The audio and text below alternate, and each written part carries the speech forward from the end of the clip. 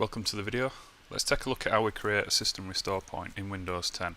So the easiest way to do this is to go down to search and then you'll see here that we get create restore point. So if we left, this is going to open up the system properties box and drives that you can set up system restore on. Now if they're both turned off, you can select a drive or a partition and then click configure, and then you want to turn on system protection, and then you can set your slider to whatever free space you think you can give up to system restore, and for this I'm just going to 10%. Click apply, click OK. So once we've done that and everything's turned on the drive that we want to create a system restore point, if we then click on create, we can then give it a name, and then we left click on create,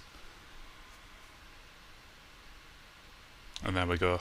It will then inform you that the restore point has been created successfully. We can click on close, and then if you want to just check, you can then left click on system restore, click next, and you'll see the time and the description that you gave it. So that's a quick look at how to create a system restore point, and I'd like to thank you for watching.